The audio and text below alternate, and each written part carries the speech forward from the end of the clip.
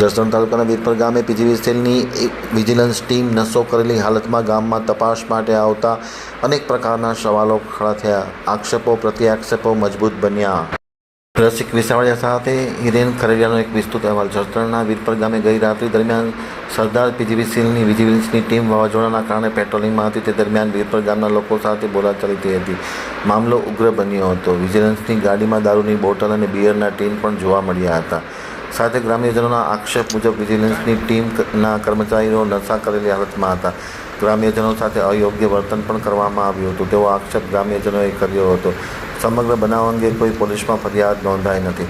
જસદણના વીરપર ગામે બનેલ બનાવ બાબતે ડેપ્યુટી એન્જિનિયરે આમતક ટીવી સાથેની વાતચીતમાં જણાવ્યું હતું કે વાવાઝોડાના કારણે ટીમ પેટ્રોલિંગમાં હતી. ગામમાંથી કોઈ ફોલ્ટ બાબતે જાણ થઈ હતી અને ત્યાં ટીમ ગઈ હતી. ગ્રામ્યજનોની ગેરસમજના કારણે ઇસ્યુ થયો છે. બાકી કોઈ પ્રશ્ન નથી, કોઈ નશો કર્યો નથી તેવું સ્પષ્ટ જણાવ્યું હતું. જોકે ગ્રામ્યજનોએ કીધું હતું કે ડેપ્યુટી એન્જિનિયર છે એ બચાવ કરતા હોય તેવું સ્પષ્ટપણે માલુમ થયું. જોકે સરપંચે આ બાબતે ખૂબ જ ખુલીને કીધું છે કે એકબીજા આક્ષેપો કરી રહ્યા છે. પોલીસ ફરિયાદ થાય તો સમગ્ર મામલો સપાટી પર આવે અને સત્ય બહાર આવે. મારું નામ સોલંકી રાજેશભાઈ લક્ષ્મણભાઈ છે. સાહેબ રાત્રે 10-10:30 વાગે જો પીજીવીસીએલ વાળા આવ્યા હતા, એને બોલેરો ગાડી હતી, આગળ પીજીવીસીએલ લખેલું હતું પણ એના નંબર પ્લેટ નથી. પછી એના અધિકારી, એના કર્મચારી એ હાદા કોડમાં હતા અને અંદર એવું બધા ગ્રામજનોનું જે અહીંયા પબ્લિક હતી, વધારે બહેનો હતી, એનું એવું કહેવાનું થતું કે આ કર્મચારી એનું નામ નહોતું આવડતું, ડ્રેસમાં નહોતા, તો એ બધો એનો અવ્યવહાર હતો. એનો જે હાલવાની ચાલ, એને બોલવાનું એ બધું અલગ હતું અને અંદર કોઈ કેફી પદાર્થ હોય એવું અમે જોયેલ હતું. લાઇટની જો તપાસ કરવામાં આવે તો લાઇટ અમારા ગામમાં મને પૂરો ખ્યાલ છે 10:10 પોણા 10 10:10 સુધી લાઇટ ગઈ જ નથી. તો એનું ખોટું હોય એ કાંઈ છે નહીં. અને બીજું કે અંદર કોઈ ગ્રામજનોએ કોઈ કેફી પદાર્થ અમારા ગામમાં કોઈ પણ વ્યક્તિ, હું ત્યાં સુધી બોલું, કોઈ પણ વ્યક્તિ એટલે લગભગ 1200 માણસ વસ્તીમાં 2-3 જણા પીતા, કોઈ પીતું જ નથી. તો અહીં કોઈ દારૂ ભઠ્ઠી છે નહીં, તો કોણ નાખે? એ વ્યક્તિ રાતે 10-10:30 વાગે આવે તો ગમે ત્યાંથી લઈને આવે છે. અમને ખબર નથી, ક્યાંક બીજી ગમે આજુબાજુમાં ક્યાંક પ્રોગ્રામ હોય, ક્યાંક જમતા હોય છે, ન ખાવાનું ખાતા હોય, અમને ખ્યાલ નથી. પણ કેફી પદાર્થ હતો એ ફાઇનલ છે. આ બાબતે અમારે એવું કેવું છે કે આ વસ્તુ ખોટી છે. જો એને આવવું હોય તો પેલા જાણ કરવી જોઈએ. બીજું કે એને જે કોઈ ગાડી વાહન હોય એમાં એના નંબર પ્લેટ હોવી જોઈએ. પોતે હરખી રીતે જવાબ દેવો જોઈએ. ડાયરેક્ટ ચોરી કરવા વાળા હોય એવી રીતે દોડીને જવું ન જોઈએ. એની માથે કોઈ અરે હાથાપાઈ કરવી ન જોઈએ. આ વ્યક્તિ હાથાપાઈ કરવા માંડે.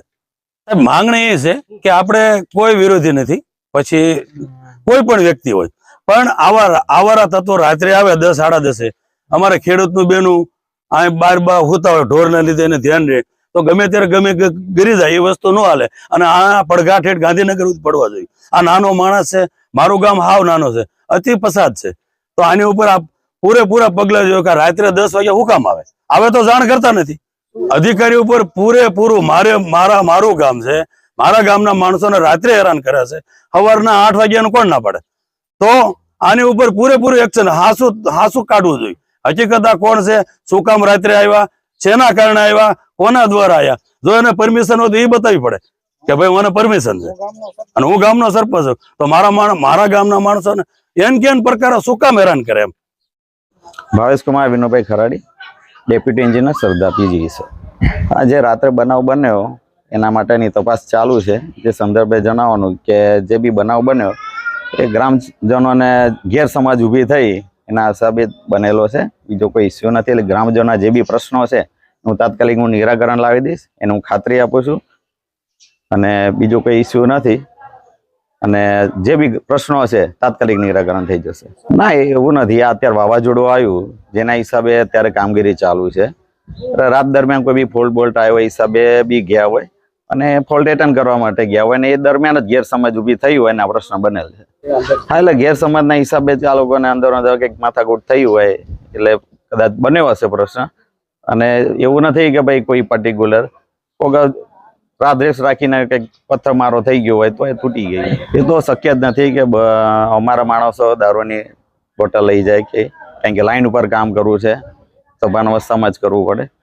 એટલે જે બી હશે થોડીક બનાવટ થયેલી હોય એવું લાગે છે. મને એવું લાગે છે કે નાખીને પછી વિડીયો બનાવેલો છે.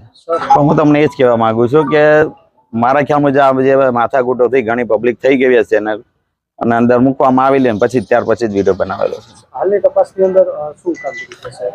હાલની તપાસની અંદર તો જે બી પ્રશ્ન છે એમાં સાહેબના 2 મોબાઈલ ચોરાઈ ગયા છે સંદર્ભે સાહેબને વાત કરી છે, એટલે મોબાઈલ મળી જશે અને એ લોકોની તપાસ પૂરી થઈ જશે.